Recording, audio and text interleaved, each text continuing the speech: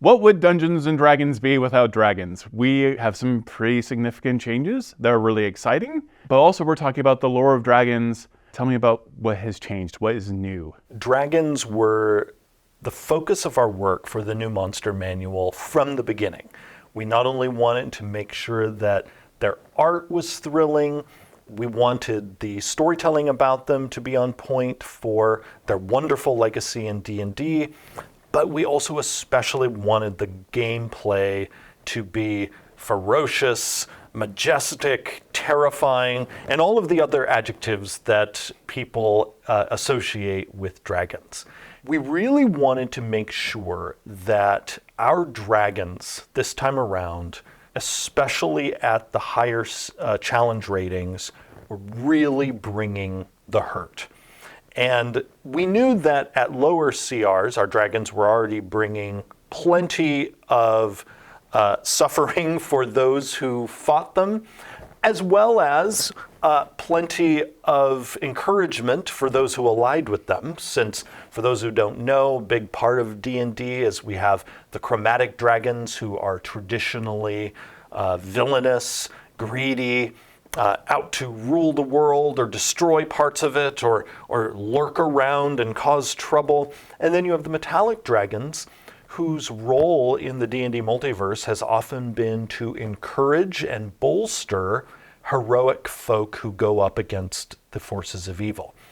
Now, that doesn't mean you can't fight a metallic dragon, because even a well-meaning dragon sometimes has a really bad day or a bad century, because dragons live a long time, and you might even end up find yourself in a scuffle with a metallic dragon.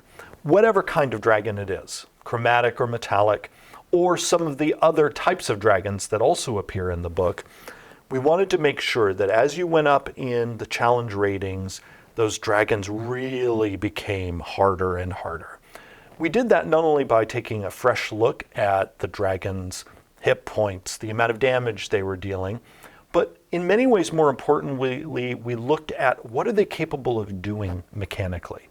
So you're going to see, particularly in many of the adult and ancient dragons, that they now have spellcasting incorporated into their stat blocks. Spellcasting has always been a part of the lore of chromatic and metallic dragons, particularly as those dragons get older. And in the 2014 Monster Manual was an option, but this time we wanted to make it much easier for a dungeon master to terrify their player characters by having that dragon not just exhale its breath weapon and then spend several rounds batting you around with its bite and its claws. Right. But oh no, did it just cast fireball at us? Yeah. Or in the case of the black dragon, did it just cast vitriolic sphere? Yeah. Which is one of the new spells in the 2024 Player's Handbook. A number of those spells are in that book, by the way, so that we could enhance dragons in the Monster Manual. We've talked before that one of the advantages of building the 3 new core books as essentially one giant book is that we could add things in one book that were going to help one of the other 2 books. And some of our spell selections did exactly that. You can also see our black dragons are going to be able to cast Melf's Acid Arrow. But we went even further. We looked at a number of the lair actions that our dragons had before and took the spiciest ones and moved them into the stat blocks themselves. Right. In most cases, we turned them into some really fun legendary actions. The 2014 dragons, their legendary actions often amounted to, they did some more swatting you with their claw or biting you. Yeah, exactly. And that was about it. Now, you're going to see things like the black dragon summoning a swarm of insects that bedevil you.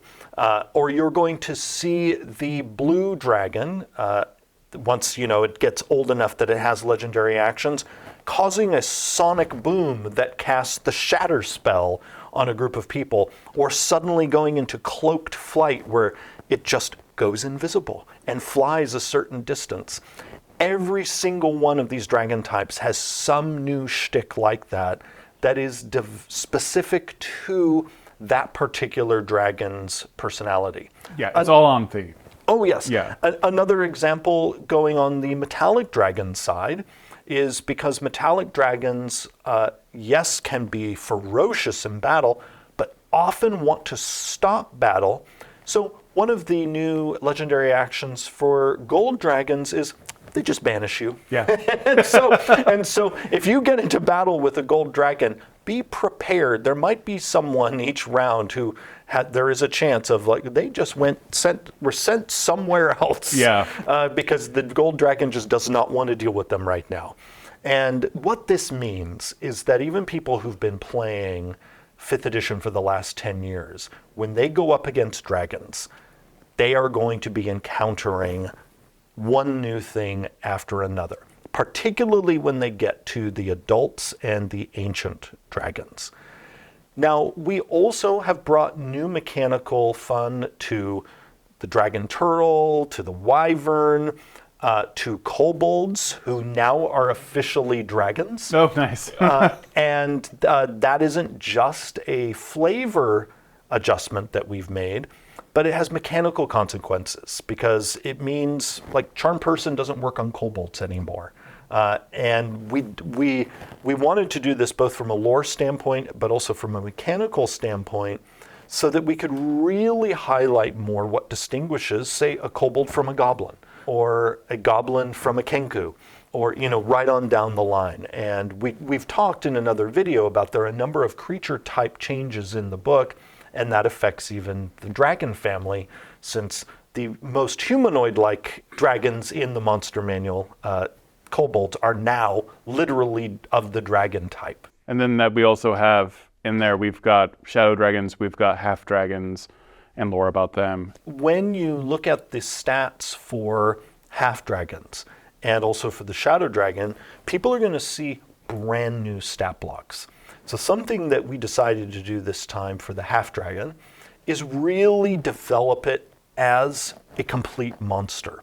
In 2014, we gave you a stat block, but it was really a collection of templated traits collected into a stat block. This time around, the half dragon is a monster in its own right. Same thing with the shadow dragon, where we have fleshed it out into a full type of dragon with its own new type of breath weapon, and we now have 2 types of shadow dragons. We have a juvenile shadow dragon and an older one, because frankly, we just think having this Shadowfell dragon is so cool, we wanted more of it. And we wanted you to be able to experience it at more levels. And so that's why we now have 2 types of shadow dragons in the new monster manual.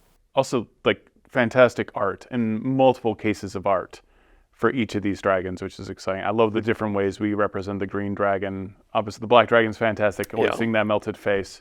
But specifically, the context of things is great for me as a dungeon master, because when I'm reading about this is how they act as a youngling, this is how they act as an adult, this is how they act as an ancient, like this is where they kind of are at in their lives and how they interact with their environments, and each dragon is different. Absolutely, and it's going to be something that you're going to hear us mention again and again while we're talking about these monsters, is that the art is just as much about the narrative and the story and the play experience of these creatures as any other part of the book. When you look at the different pieces of art throughout the 2025 Monster Manual, you're going to see this is how it lives, this is the layers it's in, this is how it behaves, helping to give DMs suggestions for here's how I can use this critter.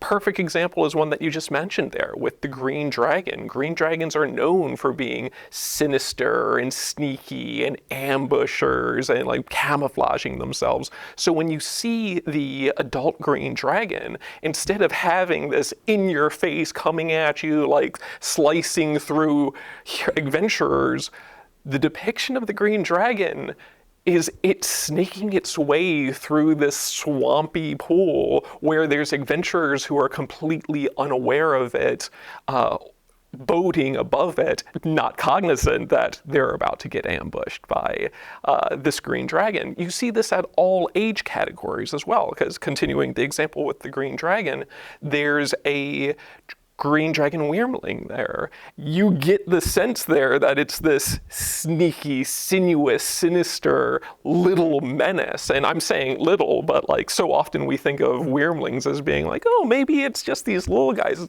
No, wyrmlings are the same size as you and I are. Yeah, exactly. And then that's what really comes through on this. Yes. And then even with the ancient dragons, for each one of the metallic dragons and the chromatic dragons, you get this gorgeous full-page image that shows some of the most powerful monsters in Dungeons & Dragons in their full splendor or dread, doing the thing that makes them so iconic, whether it's a red dragon terrifying like a small legion of knights, or a gold dragon just being awesome, or like in the example of the green dragon, this deep in the woodlands, like sinister magical mastermind who you can see is like manipulating forces off in the distance. I might be getting this wrong, but it's either the green or the blue dragon. But like, one of the dragons as an example of a wyrmling is actually, it may actually be not subservient, but like working with other villains to learn from them. Yes. As a wyrmling. That kind of context was really fun to read. We want to make sure that each one of the different types of dragons feels like there's specific adventures associated with each one of them. It's not just this is a green dragon and this is what a green dragon does. A green dragon wyrmling, a young green dragon, an adult green dragon, an ancient green dragon, they all have their own agendas. They all have their own plots, which at the lowest CRs and with the youngest of them, might be more territorial or it part of a small area. But as they get stronger, as they advance, it's more regional, it's more global, and then potentially even more multiversal. And that's something that does come up with like several of the ancient dragons. Is some of them have a multiversal approach. Yes. So some of them, like the white dragon, just wants its territory, and that's kind of it. The red dragon thinks it's the best dragon and best monster in the entire universe, and that's its agenda. Blue dragon also has like interplanar plans at some point, but that goes for the metallic dragons as well. And that's what I really love about this is you're kind of giving us a character. Yes. At every stage of their life and and again, like you mentioned, the wyrmlings are not just wyrmlings, because so often I'm dating myself, but Dragon Slayer, I think of wyrmlings and there are these puppets that meet a very grisly end and don't have any personality. But these are like very intelligent creatures that already are working into this environment that you can interact with. And it was important to us, not only in the game mechanics, but also in the art, to drive home that wyrmlings are dangerous. Mm-hmm. I think sometimes in the past when we've depicted wyrmlings, they've been sometimes kind of cute.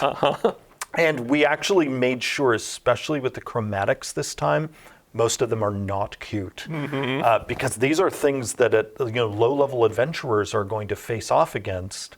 And again, these are not like cute little creatures. This is a person-sized this is a threat. Lizard with wings that can exhale fire on you. Yeah. That's terrifying. Yeah.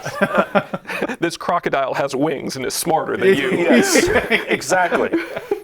And as you were talking, one of the things that was really kind of warming my heart is that at what you were describing, Wes, about the personality of like a green dragon, and Todd, also you mentioning the insidious nature of what they do, that's in the game mechanics, and much more so than a decade ago.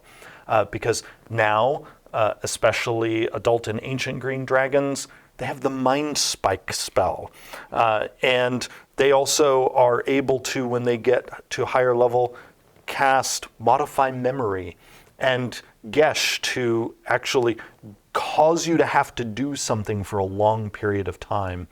And this means that, for those of us who love like Scion from the Dragonlance Chronicles, we wanted to make sure that sort of storytelling was represented in the stat blocks themselves. And you're going to see that in the green dragons, the blue dragons, the bronze dragons, and all down the line. And again, like we talk about personality, and not everyone knows all the personalities, and we don't need to go really deep into it, but historically, like red dragons, like I mentioned before, they really think they're the best of dragon kind. They extremely territorial. They like the gold. They are very quick to anger. Smaug being a very classic example of like the personality of a red dragon. I would argue, like they're always a threat, always dangerous. Yes, these are the real like megalomaniacs. It's like they want to control, and what they can't control, they destroy.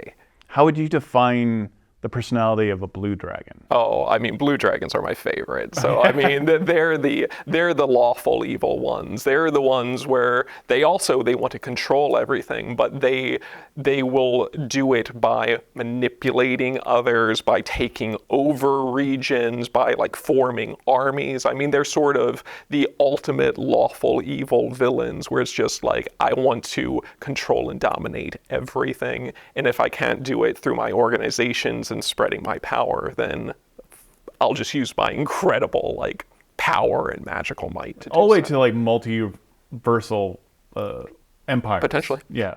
And you can, a lot of those personality traits are echoed in these sort of environmental associations that the dragons have and their abilities. So the blue dragons with their far-spanning plots, well, that connects to the fact that blue dragons are associated with being the highest up in the sky, and the ones who call lightning down from the sky. They are the ones way above watching, whereas red dragons are associated often with environmental destruction, like volcanoes and eruptions of lava. They're that force of nature. Yes. Exactly. And we also, another example of us connecting personality of the different dragon types to the mechanics is what we've done in the different dragons with their frightful presence ability. In 2014, the dragons consistently had this frightful presence ability, but this time we wanted to explore more tailored versions of that, or entirely different effects in the dragons. So, there are still some dragons that do strike fear into people, but thinking of the red dragon is the most tyrannical of the chromatic dragons. And so rather than having the red dragon strike fear into people, we instead have the red dragon with a commanding presence, where the red dragon can actually growl out a command, a magical command, and get people to do things. And that will also help make encounters with these different types of dragons very different from each other. Because again, one dragon might be, growling commands at people, another one is terrifying people, another one is banishing people. They all have some way to control the battlefield that goes beyond just dealing damage.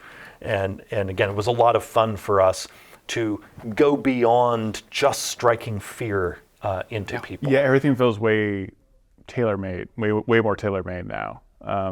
And it's going to be great to see players who are perhaps used to the old versions of dragons be a little bit surprised, which is always my favorite thing. They're like, oh, I don't remember doing that. I'm like, well, welcome to 2024, 2025.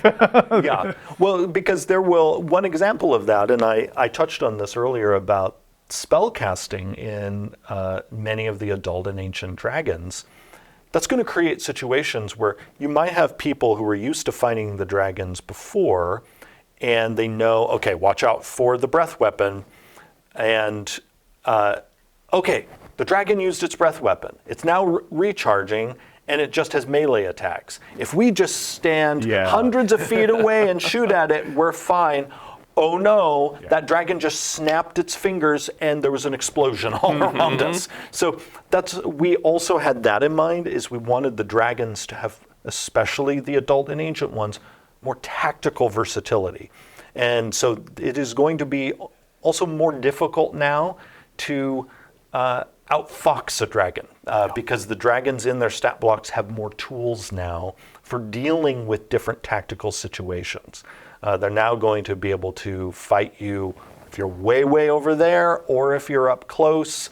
And so again, watch out, be prepared and beware of fighting them in their lairs, because the other thing that's new for all of these metallic and chromatic dragons is they get to use legendary resistance more often if they're in their lair, and they get to use their legendary actions more often if they're in their lair. And so that too is going to make lair encounters with many of these dragons even more terrifying than they were before. And more of a reason to get them out of their lairs. Yes, yes. Try to trick the dragon to fight you somewhere other than its lair. At another locale. Yeah. I feel like all the dragons are leaning more into their personality. Like the Black Dragon is a good example. Again, you mentioned like they are more about death and decay. Yeah. Destroying like the stonework around them or ancient buildings, melting them down with their acid over time. But then undead are more and more attracted to their presence as well. And they kind of gain a following. Absolutely. Very, very creepy creatures, and that's all on theme for the Black Dragon. Well, you'll even see this in some of the redesigns that we've done of the various dragons. The art team has put a ton of effort into making sure that the 2025 versions of these dragons really are distinctive, but also get these moods across. So even when you look at the Black Dragon, it's cadaverous. It's got these spines to it. The entire thing has this unsettling sort of necromantic vibe to it. And as soon as you put it into its natural environment, these swamps, the idea that it would be followed by like the dead crawling out of these ruins that it lurks in, it seems perfectly natural. And you see that for every one of the chromatics and the metallics. We've really put a lot of effort into making sure that each one of these different types of dragons, at a glance, it looks distinctive, but then also feels natural in the environments that they are commonly found in, but then also that they look like they would be doing the things that they're most commonly known for. I really like the comments about the gold dragon in the description of like they are almost undercover but looking for evil, even though they're somewhat solitary and like often live in like dead civilizations sometimes or amongst structures like that. They are on the outlook. They may be polymorphed in humanoid form,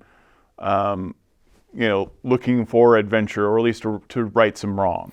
Well, I think something that ends up being a challenge for a lot of DMs is I've got these 5 incredible, powerful dragons, but they're all good alignment. What do I do with them? Yeah. So, like for every one of these different dragons, for every one of these different metallic dragons, we want to give you examples and plot hooks and ideas for these are what these dragons might do. This is how they might be allies to you. This is how they might work in a larger society with some of the narrative notes. This is how you might come into conflict with some of them. Perfect example is the gold dragon, because even that one, while the ancient gold dragon is really depicted as this like incredible force, but like sort of like powerful but serene, and the young version is sort of more elusive looking or more wily looking. You've got the picture of the adult one where it's clearly guarding like some sort of like portal or gate or something. Just because you might want to go through that gate doesn't mean the gold dragon, who has been guarding this for centuries, wants you to. So there's a lot of ways to help DMs build adventures using these metallic dragons as well. And we've gone into the personality of, I believe, all the evil dragons. I don't think we missed one. Maybe the white. Yeah, well, we mentioned they are they are just sort of the beastly ones. Yes. They are the most primordial of the dragons. That's one of the reasons that I love like the art for them as well, though, because even them, They look like a bull. they look like they look so bestial, like they are attacking like a predator does. And that's, again, like Jeremy has said, is built into like all of their stats, their lore. The art supports that so well. What can you tell me the personality of a copper dragon and what copper dragons tend to be about? So the copper dragons are more about building community, and these are one of the dragons that I'm so pleased with how they ended up looking in the final product, because you can see that they're more about supporting groups, building relationships, putting together networks. And something that you'll see with the ancient copper dragon is that you can see that they've invited a whole bunch of other dragon wyrmlings into their lairs, and they've got this great collection of little guys that they're watching out for. And see, that's what I mean by hooks. Like you mentioned, like these hooks are so great for you to involve good aligned. It's so easy to kind of involve evil aligned dragons, or chromatic dragons, but like for the metallic dragons, these are great hooks. I think Jeremy's often referred to the copper dragons as the fairy tale dragons. Yes, yeah, and we show that visually with them with all the little baby dragons around them, but we also work that into their stat blocks. So the adult and ancient copper dragons, one of their new legendary actions is their giggling magic, where they can mess with people on the battlefield by just causing them to stand there giggling. That's right. And also something else we've done in the stat blocks for all of the metallic dragons is we've given them more flexibility in using their 2 breath weapons. In the past, all of the metallics, and this goes all the way back to first edition D&D, they had 2 different ways they could use their breath weapon. There was usually a damaging version and a non-damaging version. What we've done for the first time is we've made it so that those 2 different breath weapon types are no longer on a shared recharge. And so what that means is that the metallic dragons can actually be exhaling things more often than chromatic dragons can, but their damaging breath weapons are still as limited as they were before, but they're going to get to use some of their non-damaging options more often than they could before. But they're just as balanced. Yes. Between the 2 different dragon types. And it was quite a feat Yeah. to actually get the metallic dragons to be balanced, because their combination of abilities is actually much more complex mechanically than the chromatic dragons, because the chromatic dragons just bring tremendous hurt, whereas the metallic dragons all have a much bigger mix of damaging and non-damaging options. And so we had to weave the needle very carefully to make sure that the metallic dragons would all still be a satisfying encounter no matter which combo of damaging or non-damaging abilities they decide to use. What are some of the personality traits of, say, a bronze dragon? What are they like attracted to? So the bronze dragons are more about imagination, but also protection. They're often associated with coastal environments. And this is something that, again, you end up seeing right from the art, where we start illustrating they're protecting communities, they're like saving people, they're fending off monsters. There's a completely wahoo piece of an adult that's fighting like a megalodon. That does remind me about the dragon turtle, because I believe not totally the other dragon, the previous dragon, not totally on board with piracy, but the dragon turtle specifically mentions that it may be totally down for some piracy or be friends with pirates. Absolutely. So I like the sense that there may be some dragon friction happening in the ocean in terms of what piracy is. And that art for the dragon turtle is absolutely amazing as well. Oh yeah, just using its breath over like an entire ship. Yeah. That piece of art is a great example of what we've done for a number of the gargantuan monsters in the book, and that is showing that gargantuan, when it comes to a creature size, doesn't really have a ceiling, because the other size categories have a fixed space that creatures of that size occupy. That isn't true for gargantuan. Gargantuan has a floor for how big it is, a minimum size for the creature, a minimum space that it occupies, but there's no maximum for how big a gargantuan creature can be. And so you definitely get a glimpse of that with that dragon turtle piece of art, because it is massive, the way it looms over that ship. And very quickly, we've got, what are the personality types and kind of traits of a brass dragon? So the brass dragons are desert dwelling dragons, and they often end up sharing stories, but then also investigating. You'll end up seeing them like plumbing these ancient ruins, looking for tales. And again, this is something that we see in the art with like a brass dragon that's clearing out like a ruin full of mummies, but then also you've got the ancient who is clearly protecting a whole group of adventurers from like a desert sandstorm. And then we've got the silver dragon, which is, again, one of those interplanar dragons. Once it's ancient, it may be involved in a lot of different shenanigans at a much higher level. Tell me about silver dragons. So silver dragons in a lot of ways are sort of like the knights in shining armor of dragon kind. Like they get a little bit more martial, but they're also the ones that are out there questing against evil. So they'll be out there seeking challenges even from a young age, and sometimes maybe getting in over their heads, and that's where they might need adventurers to help them out. Yeah, you specifically mentioned that in the book, too. Yep. Yeah, I love that. So then, as they get into their adult and ancient ages, they start taking on more and more powerful threats that might even lead them beyond a world into the plains. And what are their breath weapons again? So the silver dragon has its traditional cold breath as well as its paralyzing breath. Right. And then with its new legendary actions, one of them, it can just chill someone in place with the Hold Monster spell. And then it also has a cold gale where it can cause this just blast of wind with one of its other new legendary actions. And so that's going to be bringing essentially this combination of like a snowstorm, but then also going, nope. The silver dragon, sort of like the red dragon, has this commanding presence where, again, it can just like, no.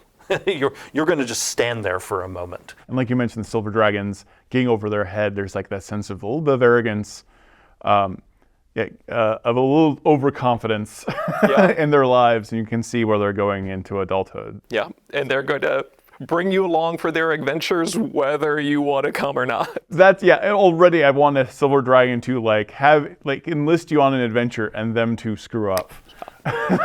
Which seems like a distinct possibility. But also you could find yourself on the opposite end of a quest from a silver dragon. Yeah. Because one of the things that the story text throughout for the metallic dragons alludes to is that these dragons might be good, and they might be working for good in the world, but their goals are not always going to align with yours, and you could end up in a fight with them. And that's one reason why we work so hard to make fighting them even more interesting than it has been in the past. Thank you so much, Wes and Jeremy. I know everyone likes to talk about dragons, but I will have to let you go. Thank you so much. Thank you. Thanks for having us. Thank you so much for watching this video. We will have a ton more videos all about the different monsters in the new Monster Manual. You can purchase the brand new Monster Manual and all 3 of the Core 2024 Core Rulebooks by clicking on the link in this video description. I'm Todd Kenrick. Thank you so much for watching.